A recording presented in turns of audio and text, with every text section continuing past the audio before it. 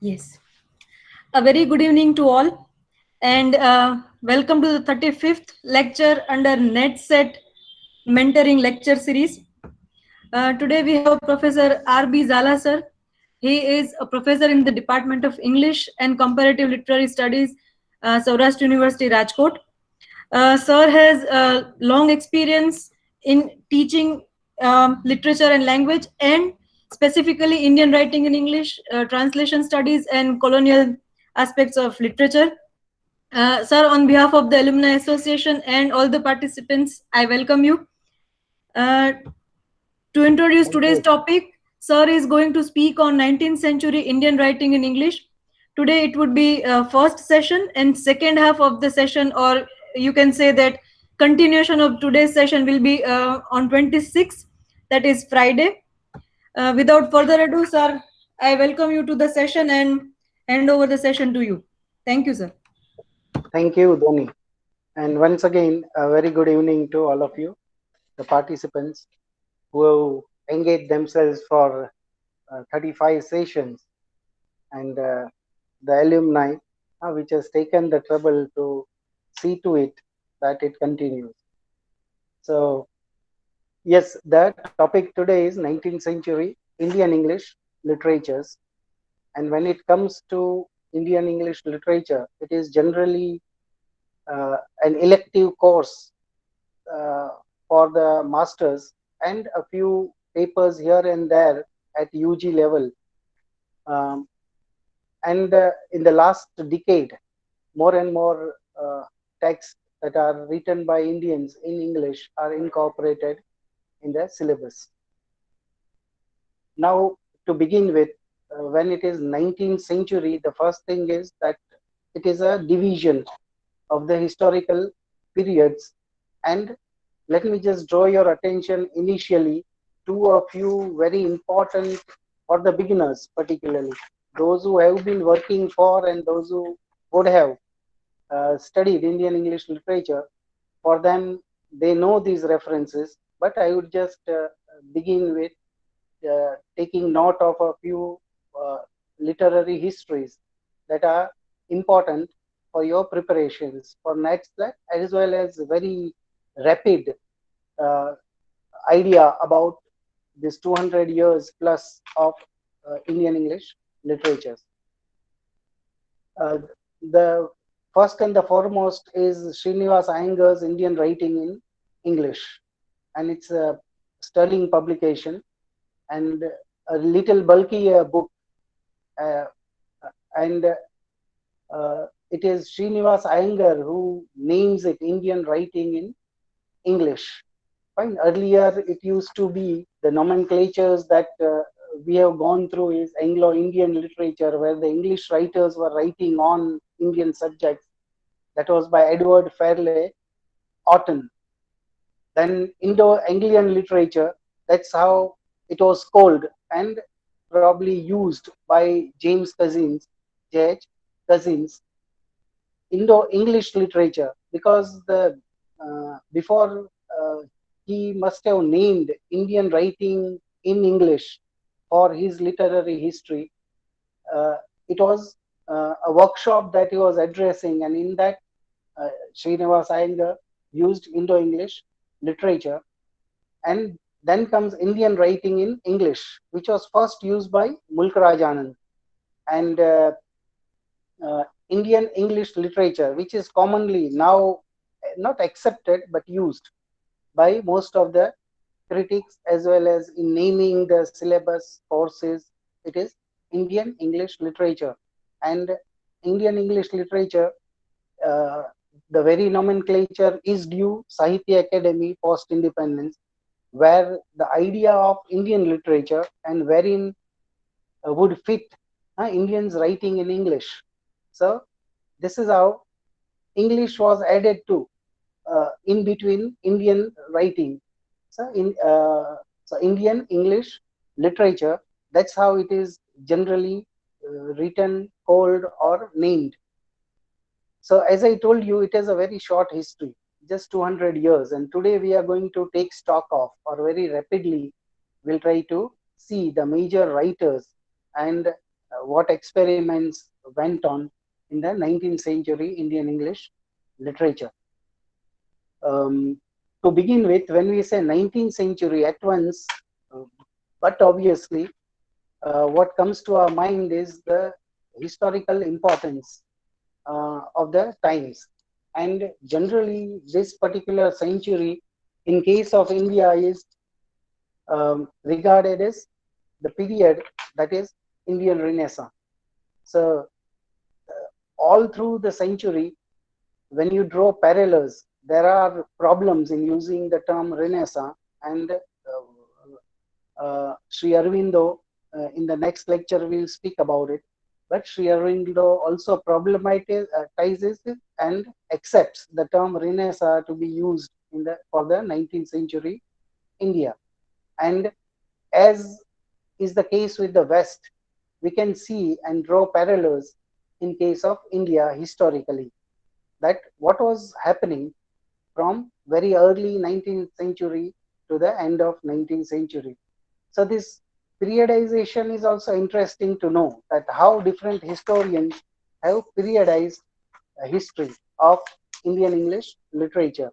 So they might have gone historically, but if we take the from the major historians like say M.K. Nayak's Indian English Literature, which is published by Sahitya Academy, then he divides 19th century into two, and the first part or the beginning he calls it from the beginnings to 1857. So we can understand that it is more of a historical uh, demarcation, that a period that begins from the beginning of the century to 1857. And then the second half, he speaks of it as a pagoda tree. Uh, in case of Srinivas Iyengar, he speaks of it as beginnings of beginnings. Maybe this is from Sri Aurobindo and his Savitri, where the opening canto of the book opens with the title Beginnings of the Beginnings. So, and this also draws us to the aspect of reawakening or rebirth.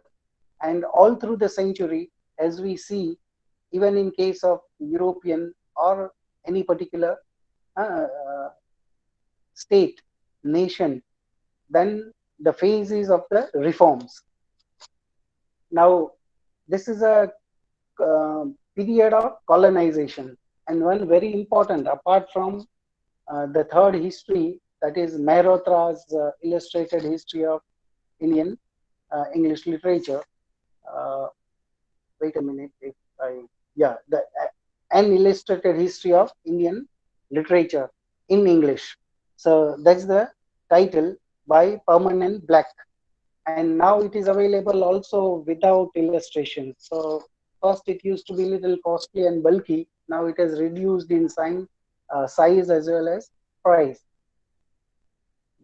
Apart from these three histories, that is Mehrotra's, Nayak, as well as Srinivas Iyengar, I would those who are beginners, for them, I would like you to read through Makaran Parajape's Indian Poetry in English, in which he has given a very long introduction and introduction to this anthology of Indian English poetry. That is the title of the book. And Makaran Parajape, he himself has again attempted.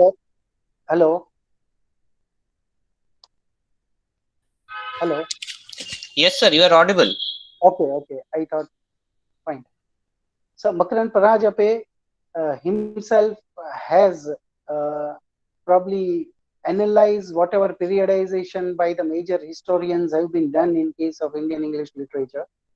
And what he has done is that he has looked at 19th century, keeping with the Indian English literature as colonialism, that is 1825 to 1900. So the whole stretch of 75 years, he speaks of it as colonialism, and that was the period. So, but naturally, what we see is that this is how 19th century, whether we speak of it as beginnings of the beginnings or from beginning to halfway, 19th century, or as Makarand Parajape would like to look at it at a stretch, that is when we were under the colonial rule, and in between 1857 onwards, that is within 7 years of it, we were under the direct British rule, not just East India Company. So, and a few prerequisites for Indians starting to write in English, where of course the first reason no one can deny is the Indo-Western encounter, and um, the Indians are going for English education. So English was English education and education was synonymous in Bengal in the first half of the 19th century. And as we know, historically, that Macaulay's Minute, with Macaulay's Minute and the early reformers who were all out for the English education, resulted into a, not many, but a few higher class young minds who started attempting at writing in English. So as such, this century, that is 19th century Indian Renaissance, can be looked at with three aspects. First, that the anxiety of using a foreign language or a second language for creative writing. That is, that we will see that even later, that is all through 20th century, this has been addressed by all major writers, even writers as Raja Rao, that what is it to write in a foreign language. But we are thinking of 19th century, and here it is all the precursors. And next thing is that whenever we attempt at looking at these writers and their work, it is but natural that we'll look at it in the historical social times, that is colonialism. And rightly, Makarand Parajape has probably spoken of this period as periodization in literary history as colonialism, and the cultural representation. So these are the three major aspects that we can draw from the writers that I'll very briefly and rapidly speak about.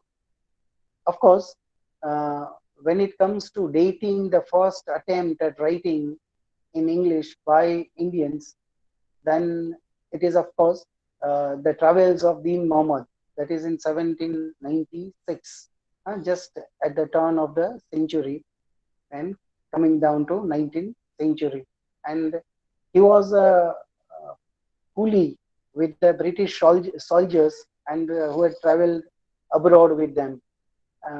And this was later found, so this does not find mention in most of the major histories, say up to 80s. Fine, it is a later archaeology,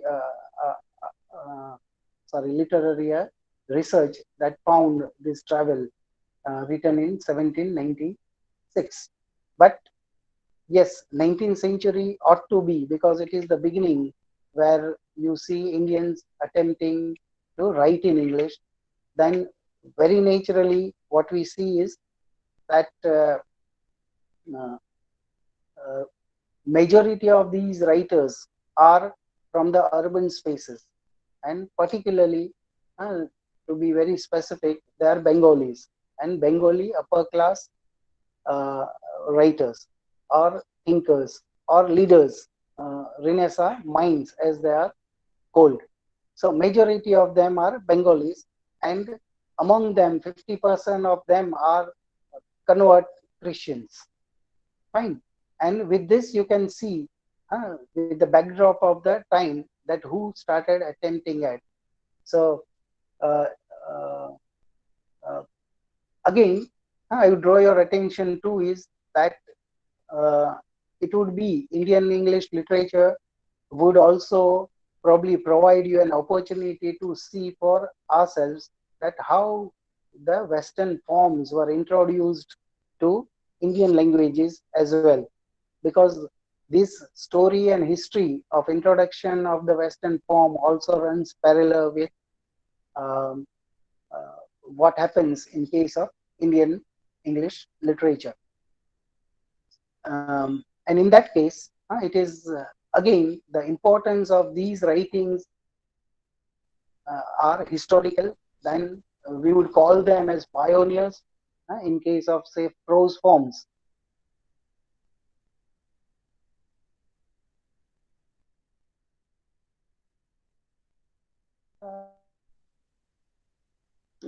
Writers who experimented with a form and particularly the prose, because in India, prose, even in case of Indian languages, was new, and it is at the same time in between, that is half by the half of 19th century, we see that mid 19th century, we see that all prose forms are introduced, and that also includes letters widely written, that also includes the journalistic writing, because the papers are now being published in and around Calcutta, as well as um, letters probably written to the rulers.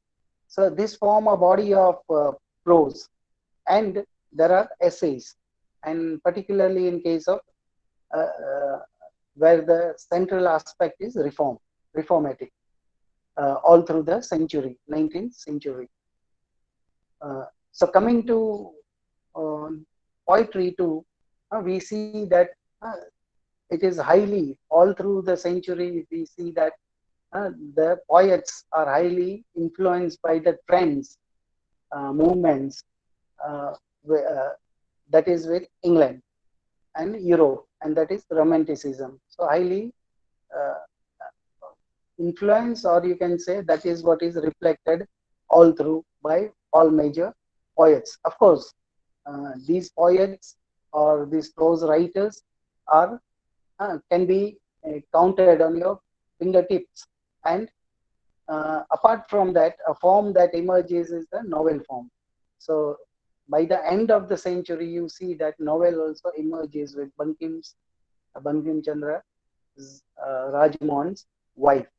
Okay, so to remember 19th century, added, you should also be keeping in mind that who are the precursors, who are the pioneers, who began and experimented with the form, and how this form slowly, gradually became our own. And second thing is the reformist zeal that we see in most of the writings, be it poetry, be it prose, or novel was yet to form, shape. So mainly there is poetry and prose writings. Within poetry, the pioneer is Derozio, the first Indian English poet. Derozio, who is an Anglo-Indian and who had lived with the Eurasian society in Calcutta, died very young.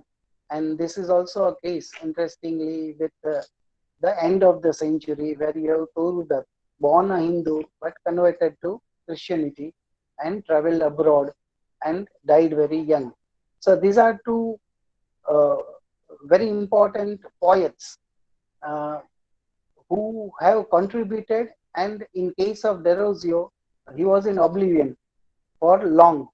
And uh, if you look at the range of, and particularly, of course, his poetic career spanned only 3 years, and both his that is anthology that is titled Poems, and a longer narrative poem that is Fakir of Jangira. These are the two major works, and Derozio is looked at now as a very important a poet, not just historically, that he is the pioneer or the first Indian English poet, but at an age of 18, the way he experimented and brought in the aspects, and I'll just take 5 minutes to speak of.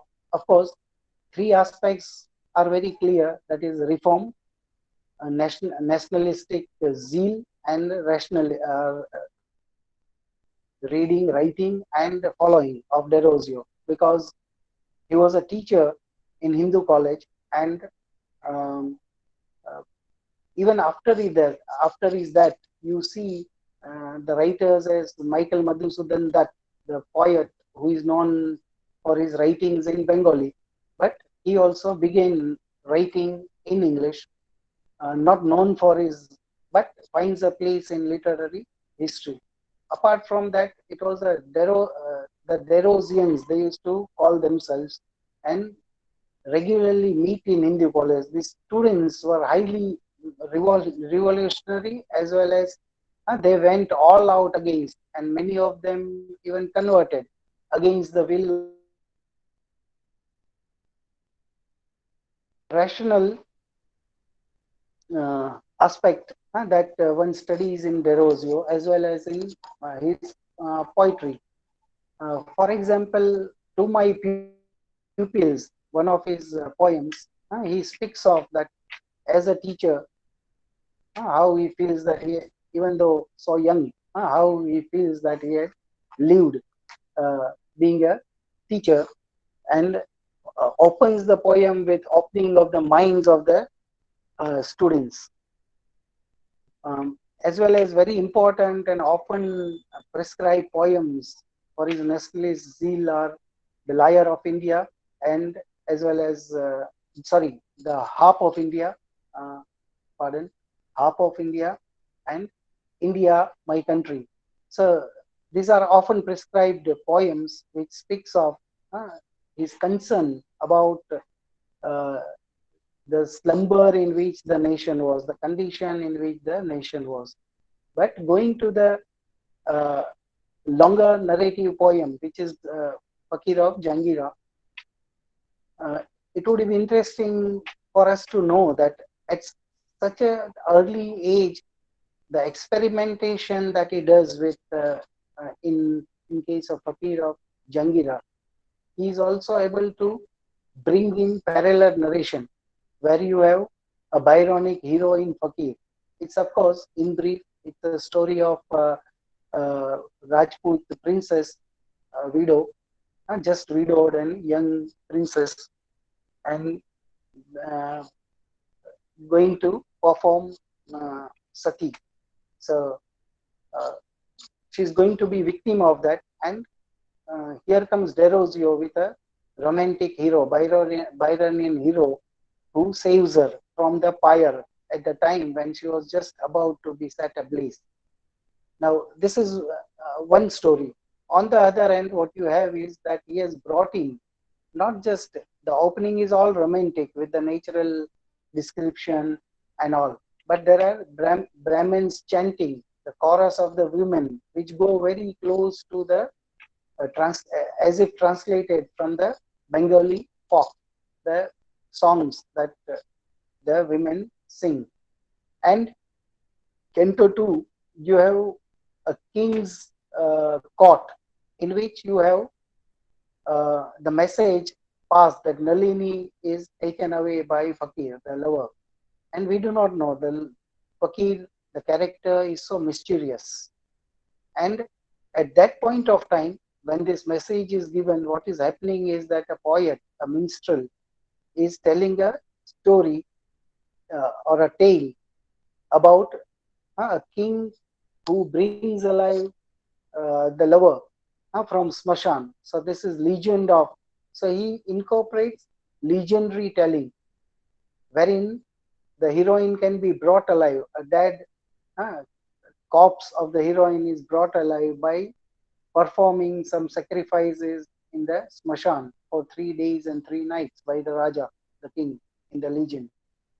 So as against this, Fakir of Jangira, the Fakir as well as Nalini, they give up their lives, and both of them die because it is one man army against the king's army, and it is a tragic end. So this is something new which uh, outrightly you can see that what Derosio could introduce to the readers and juxtapose, draw parallels, and bring in songs, bring in the hymns, that is the priests singing the hymns to sun god and all. So this is what we can account it as the beginning of the Indian English poetry. and the reform is zeal, because the central theme is sati, love, as well as the sati practice. Now coming to prose, in the same times, you have a stalwart uh, who has been um, uh, spoken of as the first Renaissance mime, or a modern Indian mime, by uh, figures as Ravindranath Tagore as well as Subhash Chandra Bose. And yes, it comes to my mind that we should not forget that later on, uh, Mahatma Gandhi calls him a pygmy, the same Raja Ram Mohan Roy, a pygmy. Now let's see.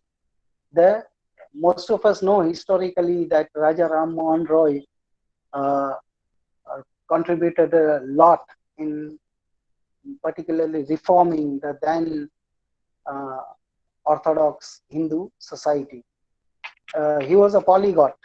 He knew more than 10 languages. He read Bible as well as Quran in Hebrew and Persian original, and um, has written, uh, or I would say, the language of his, the style of his, is spoken so high of by even the white writers that if he was born in England, probably he would have been someone would have written a biography of Raja Ram Mohan Roy. So this was his style, and the major works of Raja Ram Mohan Roy, as we see, then his concern was that uh, keeping with the Hindu Orthodox society then, and it was a uh, initial stage in which these minds, they were not in a reactionary mode, they were in an imitative mode, as we would see that how Sri Aurobindo speaks of this phase, that is early 19th century. It's an imitative phase. You accept everything that comes from the West or from the rulers, and you reject, or you want to break and build anew. Uh, and in doing this, uh, uh, there are percepts of Jesus, a series of that Raja Ram Mohan Roy has written, and he discussed and documented most of his discussions um, to form a Hindu church, and that is on the um, basis of monotheism. And for him, probably he had uh, uh, Christianity and Islam before him, and whatever he might have through his readings and having studied in madrasas as well as English schools, and his study of the scriptures, he brought in the Vedic aspects of monotheism, that it is here. And this is how he also spoke of the church, that is Hindu church, and coming under one monotheist church where people would believe in one God. Of course, we see his political writings also, where he has written um, and written a piece on the government's policy on journalism. So this is something striking, that at such an early time he comes up with a writing that goes against the policy of and concerning journalistic writing. Percepts of Jesus, basically critical. He's very critical about Christianity, which speaks of monotheism, but believes in the Trinity. So this is how all through uh, we see that his prose works are of the same nature, and that is keeping with the reforms, and also very blindly accepting whatever uh, is propagated by the colonizers as their strategy, which was very early then to understand or to even answer to. Two of Raja Ram Mohan Roy's letters, particularly the letter uh, where he speaks against Sati Pratha, the practice, that is inhuman, and through that we know that historically that Britishers probably wanted people from within, that is Indians, who would advocate to abolish such inhuman practices. And the other is English education. And this was a letter written to Amherst. And this mention you will find, both these letters, you will find a mention in most of the literary histories too, because they are in fact markers uh, for his contribution, Raja Ram Mohan Roy's contribution. And therein, probably Gandhiji, if he calls Raja Ram Mohan Roy a pygmy after 100 years, the reason is simple. The reason is that Raja Ram Mohan Roy, in order to advocate for English education, he outrightly rejects what was indigenous Indian or Sanskrit, particularly Sanskrit. And once you'll go through this, I'm sure that you'll find out that what was happening in the early phase of 19th century. So these are two major writers who are contributing to uh, Indian English literature at a very primary, very beginning of 19th century. Moving ahead, of course, in case of poets, Madhusudan Dutt, Michael Madhusudan Dutt, who was later uh, probably uh, or who was so Englishized that he wanted to die abroad, and that's what he also went abroad and turned, uh, converted, as well as probably advocated for all the reforms. But he's better known as Bengali writer, as I say. And uh, whatever the prose writings, other than this, that we find in between is uh, due to the religious reforms. That is, Brahmo Samaj established by Raja Ram Mohan Roy. Then you have Pratna Samaj. You have even in case of Arya Samaj from Punjab. Pratna Samaj was established in uh, Mumbai. So you can see that the movement, reformist zeal, and particularly religious reform is moving out of Bengal. And finally, you have Vivekananda, a young sannyasi and a devotee of Sri Ramakrishna Paramahans. Now, a disciple of Ramakrishna Paramahans. So, but we are reaching the end of the century. Right? In between, whatever we see, that is in case of prose as well as poetry, is very little importance. For example, you have that family, that is a major writer in the end of the 19th century, that is Toru Dutt, and her family, which Mehrotra has a chapter on, that is that family album title, on the title of an anthology by this family, and in which there are more than 100 poems, most of them translations, and also contribution by Toru and Aju, that is the sister of Aju. But Govind Chandra, the father of Toru Dutt, and two uncles, they too were writers, but not major writers to be that are taken into account. But yes, uh, that family album is part of literary history. So I would directly turn to uh, the uh, two or three major writers at the end of turn of 19th century, and that is Vivekanand. And Vivekanand did not actually write but all that he addressed, that is, he was a great orator, and all that he addressed was taken down. And as a result, what you have is that there are 8 volumes of complete works of Swami Vivekananda available, and um, within that, uh, maybe it incorporates his letters, his poems.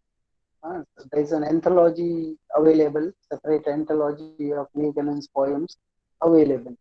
So Vivekananda comes at the end of the century, and 1 year definitely all of us should remember is 1893. And 1893 is the year where, whether it is a coincidence or maybe history shaping itself in its own way, three things happen at a time in the same year. The first thing is Swami Vivekananda goes to US abroad from India to address the Parliament of Religion in Chicago. Another thing happens in the same year is Gandhiji, he completes his barristry, that is his education of law, and then he comes to India and then shifts to Africa. So that also happens in 1893.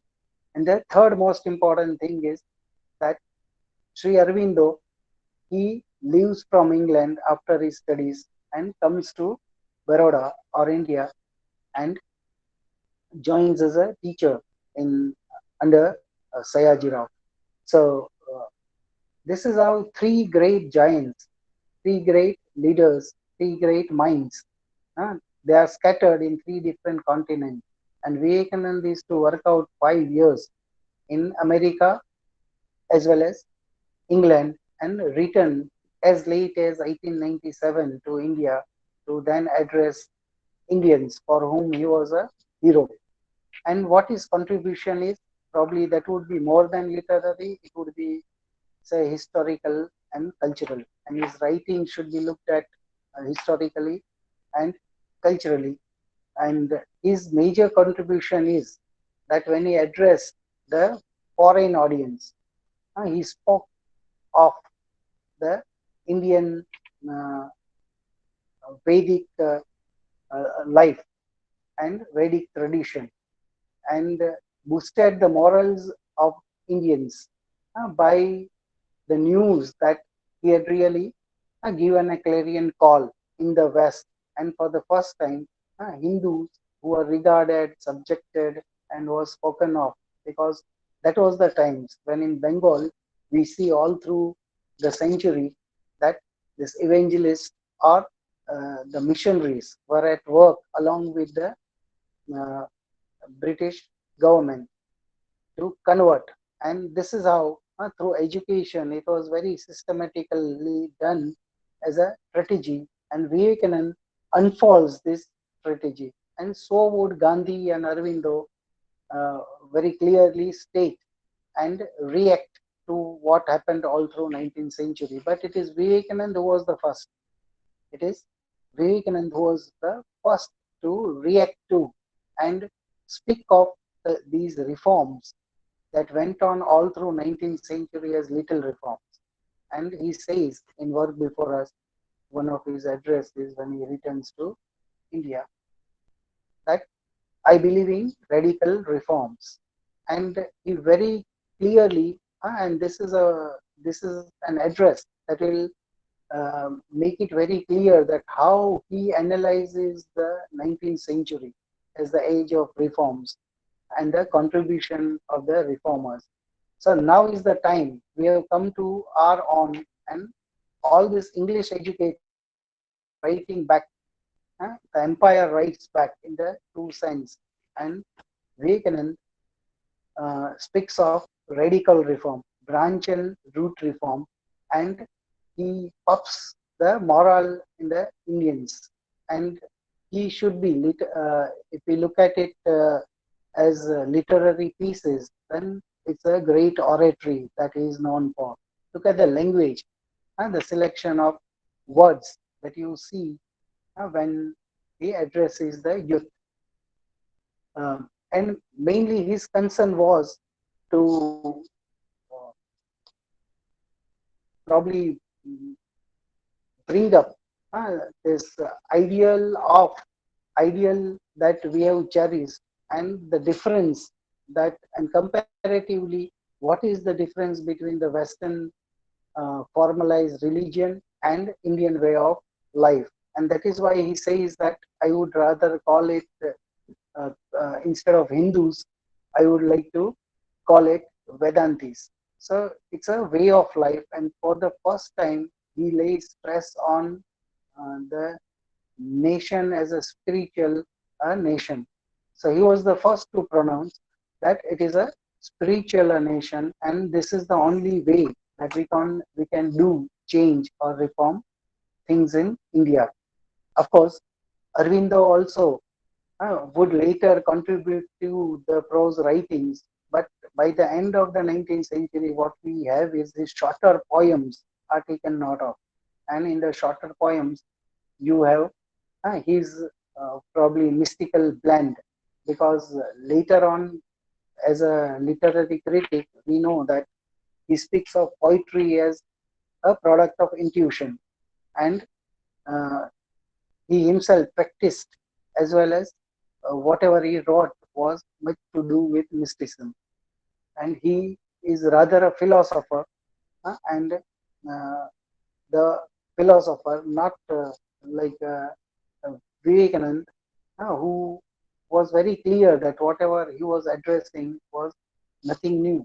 But with Arvindo, we will see that in the next session, we will see that what his contribution as a critic too, as well as his attempt at writing an epic. But coming down to one major poet, and that is Toruda. At the end of the 19th century, we have her anthology, Ancient Ballads and Legends of Hindustan. This was published in 1882, and she is also remembered as the first Indian English woman novelist. And the novel is Bianca. It is half done or incomplete a novel, but historically it is important that she attempts with the backdrop of France, and it's a romance or a love story that she comes up with was published or found by the father after her death. So, as already taken note of, that like Derozio, she too died young, and being born Hindu and then going to France and then Cambridge, that is England, and returning to India. When she returns back, she takes up Sanskrit studies, and Makaran Parajape and most of the critics speak of her as the first original Indian English poet. And what was original about her is that she brings in the legends, the myths, and she rewrites them. Today, probably it's a trend to speak of rewriting myths. It is Toru Dutt who brings in, and at such a tender young age, when she must be 20, she is bringing in or writing on Dhruva, Lakshman, and so many mythical characters, as well as um, uh, her often uh, discussed work that is regarded as a finished work of her is R. Casuarina tree. This R. Casuarina tree, uh, the importance of it, you will see that what importance even Srinivas Iyengar has given in the history book, that is Indian writing in English. He has devoted 2 pages, and stanza wise, he has analyzed the poem, and we see that how from the physical description of the tree, it is brought down to the memories, nostalgic aspects that she must have played with the dead siblings, Aju and Aru, under the same tree, and finally, how she will not let it die, this memory die, through a creative work as Kajirina tree. So, this is what she has probably excelled in, incorporating from physical to the metaphoric use of a tree, and the aspect of art and the longevity or making something eternal. So, uh, this is Turudat. And um, uh, of course, uh, to draw your attention to one poem that is titled Sita, right? This seemingly, uh, probably from the title, we feel that, all right, it must be about Sita. It's a very short poem, it's a sonnet, and in which what we find is that she brings in uh, the very concern of her about oral tradition. She brings in three children, that is very much autobiographical, that she and the brother and the sister must have been brought up with the bedtime stories told by the mother. And her concern here is that she brings alive Sita. In just 4 or 5 lines, she describes the forest and the Rishi Valmiki without naming Sita or Valmiki. That why does she weep? And with her weeps the three pairs of eye. And then the concern that when will they get together at the event time. So this is what Toru Dutt could, through a poem, Sita, bring in the oral aspects and the importance of the bedtime stories told, and the legend that shape the mind, imaginative mind of the children.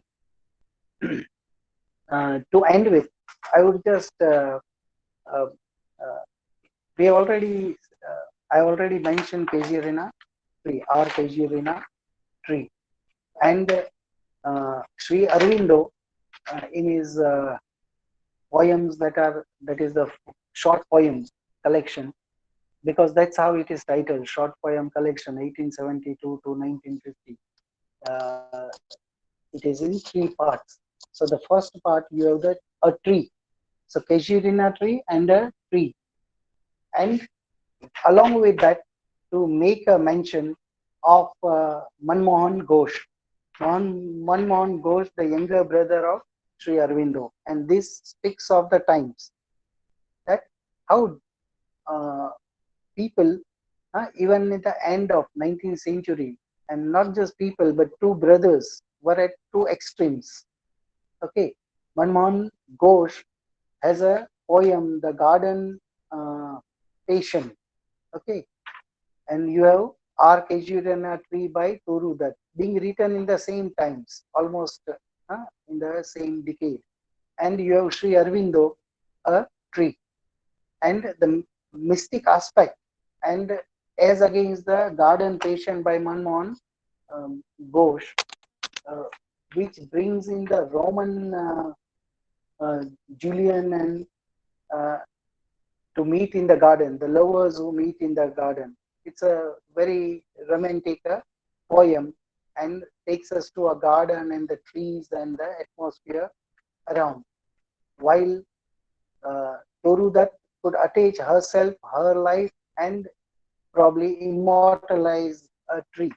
Look at Aurobindo. What does he do? It's a very short poem, shorter a piece, that runs into just 6 lines, and I hope you don't mind me just reading through them, and what a change, and how we come to the end of the century.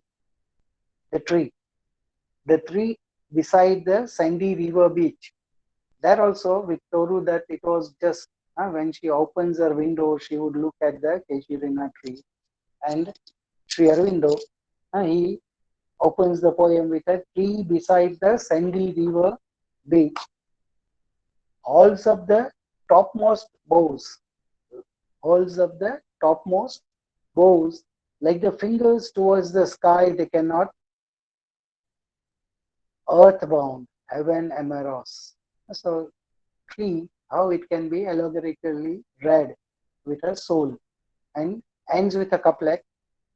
This is the soul of man, a tree to soul, and the metaphorical use of the tree. This is the soul of man, body and brain, hungry for earth, and our heavenly flight detained. So this Maya, and how, so this is uh, um, in crux. I've just spoken of the prose and the poetry. And in case of Bankim Chandra Chattopadhyay, the first novel by him, and that is Rajmohan's wife, regards this novel, probably um, it is uh, critics are critical of this work as that it was a wrong beginning. These are the words used for it. Was a wrong beginning, because this is the maiden novel written by Bankim Chandra in English. Later on, he moved on to write in Bengali. He also advocated for that, and probably left this serialization of Rajmohan's wife, uh, which is very clear from the very abrupt end of the novel, where no threads. Immediately, it has a last chapter which is conclusion. That's in 2 paragraphs only, half a page, and where everything is concluded. Even the heroine, hero, uh, with the uh, hero, you have a statement as that we don't know whether how long he lived or whether he died or when. So this is how he must have lost all his interest in this project of writing uh, novel in English. But yes, Meenakshi Mukherjee, she has written a good afterword for Rajmohan's wife in the latest Penguin classic publication, and it's worth reading. Um, and what is worth reading is that her drawing our attention to the aspect of use of English, uh, the colonial period as presented by Bankim Chandra and Rajmohan's wife, and the Bengali feudal class, and particularly bringing in very powerful women characters. So Matangi, the central character in Rajmohan's wife, she comes up with a very, we would say, dramatic or filmy dialogue that I am as strong as you physically. So, uh, and she is central, and all other major women characters are also central, which for the writers to come, probably in Bengal as well as, say, for example, Saraswati Chandra. They are very powerful women character, social life and powerful women character. And how for the first time in India, the domestic and the public, this crossing the threshold, and where women are whatever little bit, but they are taking part in something that is public, in helping the hero, or here it is Rajmohan's wife, Rajmohan, who is a villain and who is doing all the villainry, and Matangini rises against him and goes to save the wheel that is going to rob off.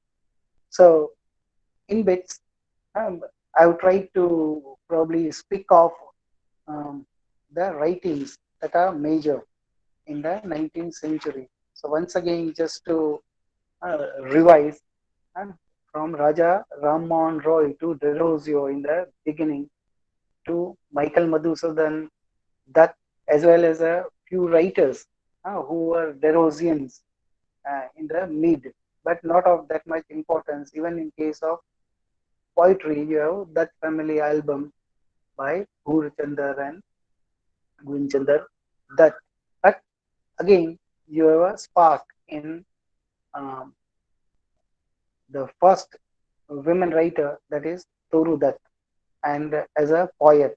And probably more you read Toru Dutt, we realize that and her study of Sanskrit after coming back, though converted to Christianity, though anglicized, and she too, like even Michael Madhusudan Dutt, was so anglicized that she could not even think of coming back to India. But after coming back, and the sorrowful life, and that's why it is said that her life is as interesting as life of Bronte, uh, Emily Bronte, and how autobiographically you can read the works. But a major contribution by Derozio in Fakir of Jangira, and by Toru Dutt in her Casuarina Tree. And the writers now that are to follow, we already, or I already mentioned Gandhi and Sri Aurobindo. And Gandhi is going to be a whirlwind in the next phase, that is first half of or pre-independence Indian writing, uh, not just Indian writing in English, but Indian literature as a whole, and all vernaculars, all the literatures next are going to be, say, in the Gandhian period after the Pandit Yug. So this is how 19th century, the age of Renaissance, has the main concern is uh, the revival, reforms, and in the initial phase it is all breaking, and by the end of the century we see that Vivekananda speaks of growth in reform and not breaking. Thus, and that too indigenous, and coming back to our own, not directly imitating, but banking on and believing in whatever the earlier reformers. And that is why he takes us back to Shankaracharya, to all the Adi poets as well as Bhakti poetry. That this is how reformers have always been. And a statement to end with that, um, don't curse, bless. And whatever we have done good and we'll do better. So this is Vivekananda. So the whole spirit and the times we see take turn by the end of 19th century. Thank you all. If you have anything to add to comment, you're welcome. Mhm. Thank you very much, sir. As Parth is rightly writing in the comment box, it was a quite compressed but crisp session covering canonical writers and their works, and it was almost feeling like coming back to your class, background class of the Thank Indian you. writing Thank in you. English. It is also remarkable, dear participants, that there are many young teachers in this group. We might not have thought of considering these various references the way Sir has put in perspective. How differently we can think of using these references for competitive exam and making our concepts clear regarding this section of literature. We have a few questions, I suppose,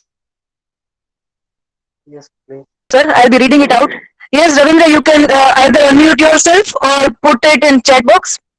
In the meantime, yeah. Okay. Yes, Ravindra, please. Good evening, ma'am and sir. I have a question regarding Mulk Raj Anand. Okay, as we know that Mulk Raj Anand is an Indian writer, but Hello, why hello. he was? Let me interrupt. Yes, sir. Yes, sir. Yes, sir. This is I was speaking on, and this is specifically on 19th century Indian writing. This will come to next in the next session. Pre-independence writing. We'll look at the trio. Okay, Mulkaraj Anand, Raja Rao, as well as R.K. Narayan. So let it. Uh, please wait for a day. So, Ravindra, say your question for the next Okay. session. Yeah, but you Okay, finished. actually, as sir has talked about Mulk Raj Anand about his coolie and untouchable things, and so the question was not regarding his work, but regarding his personality. That why I have we not consider. spoken on Kuli or I doubt. I have not mentioned Mulkaraj Anand today. Ravindra, did I mention I Mulkaraj have Anand? I doubt. I I have doubt heard means about. no, no, fine, fine. So what we do is leave it for the next session. I'll certainly speak on the trio Okay, okay, yeah, in okay, yeah, detail. yeah, yeah. Okay. Okay, yeah, okay. Yes, participants, do we have any other questions, comments?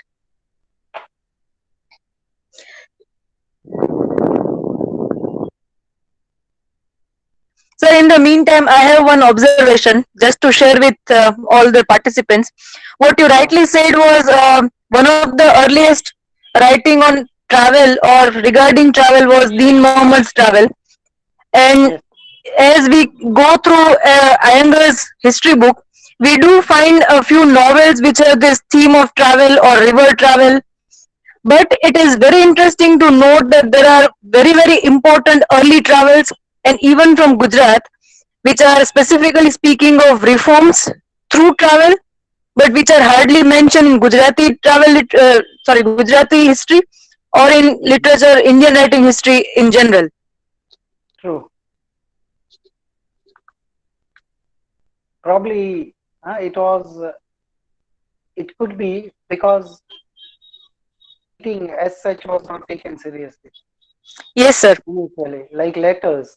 Now we Yes. know the importance and how the interest in all this True. what we call marginal literature. Hmm. But of course, this Travels of Deen Muhammad, written in 1796, is too early, and probably you would not find because he's not, say, English educated. But being with the soldiers, he has been able to write on his travel. Yes, right, sir. Yes. Any other observations, comments, questions? You can unmute yourself or drop it in the chat box, please.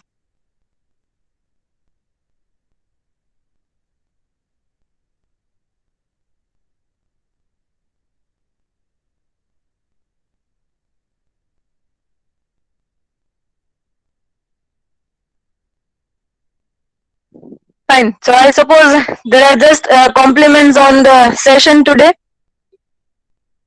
Probably they are also saving their questions like Ravindra. Oh, fine. But day after Fine, sir. tomorrow, if Yes, yes, sir. something strikes, we can surely take up then. Okay. Exactly, yes. So on behalf of the group, sir, I am again formally thanking you. Acha, we have one question from Okay. Nitin. He says that what could be the reason for reform getting through English language? Something was on Savitri, or I read it. That is another question by Anay. Okay. Sorry, Ananya. But Nitin is asking this, sir. What is it? Can you What please could be the reason? Yeah, what could be the reason for reform getting through English language? reform? What He could be the says is reason of?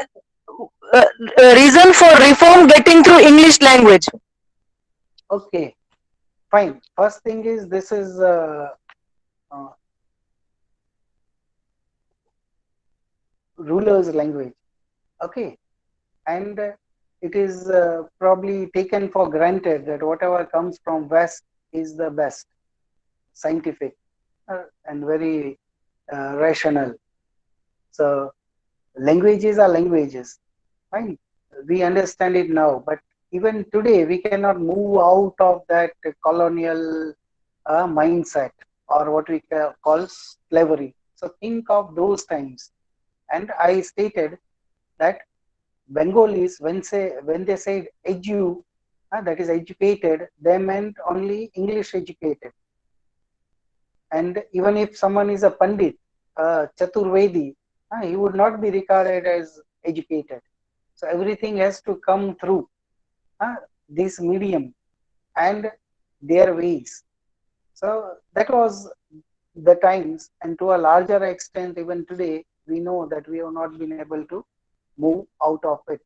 And the education that was English education that was introduced uh, uh, probably gave a status to the people who are English educated, and of course, an opportunity to probably read more rationalized uh, European uh, thinkers, philosophers, and that's how it was paved. So very naturally, because it was rulers, the master's language, it became a medium.